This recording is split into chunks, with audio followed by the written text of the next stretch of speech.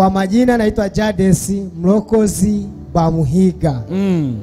Mimi changamoto yangu nilikuwa nayo mwanzo, nilikuwa na ndoto za kurudishwa nyumbani. Ndoto za kurudishwa nyumbani, naota niko nyumbani. Kila ninachokifanya akiendi. Nifika hatua mimi nilikuwa mwanzo nilikuwa hapa Arusha, nifanya kazi ngoma kabisa. Kabidi nirudi nyumbani kabisa. Nyumbani wapi? Kijijini Karagwe mkoa Kagera. Nikakaa kule, nikajiuliza kabidi nianze kulima. Nikalima bado mambo yakaya endi. Nikasema acha nirudi tena Arusha. Nilikuwa mwezi wa 12 ndio nilifika huko. Nilikaa kwanza mwezi wa 12 sikupata kazi kabisa. Siku moja na shangazi yangu akanishuhudia madhabahuni hapa. Nikamwambia nitaenda, ila mimi nimechoka makanisa ya kinabii. Kwa sababu hapa Arusha makanisa ya kinabii nimeenda mengi sana. Lakini nikamwambia siku moja nitaenda. Sikio alikuwepo shangazi yangu mkubwa ndio nilikuja naye hapa. Ndio pia nikakaa kwenye kiti hicho. Mchungaji alipoanza kuomba, wakasema kuna watu wanasumbuliwa na ndoto. Tulitoka siku na kumbuka tukawa wawili.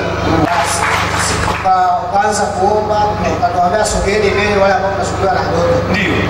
Niliposogea hapa, tukaanza ukanihoji mimi. Ndio. Una shida gani? Nikaelezea hizo ndoto tulikuwa tunasumbua. Ndio. Ukaniambia kwamba unafanya kazi lakini hela yako inatumika kwa siku nyingine. Ndio. Ukasema utapata kazi. Ukasema utapata kazi. Na mimi nikaamini kwamba nitapata kazi kwa sababu ni neno limetoka kwa mtumishi wa Mungu. Nikaenda na imani hiyo. Ndio. Nikatoka hapo nikapeleka barua zangu pale Uzunguni. Kuna kampuni moja ya ulinzi. Nilipopeleka pale kaniambia tutakuita. Nikakaa siku ya kwanza, siku ya pili wakaniita njoo ufanye interview. Ndio. Nikafanya, mimi sijaifanya kazi za ulinzi. Nilipofika pale wakafanya interview nikapita kirahisi. Ndio, akapita kiva nini? Kirahisi sana. Wakanipa mkataba ni saini. Ndio. Nikausaini, baada ya kuusaini nikaangalia na ule mshahara wake. Ndio.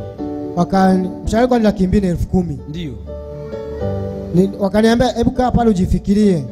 Kama unaona kufaa, saini mkataba alafu rudishe. Ndio.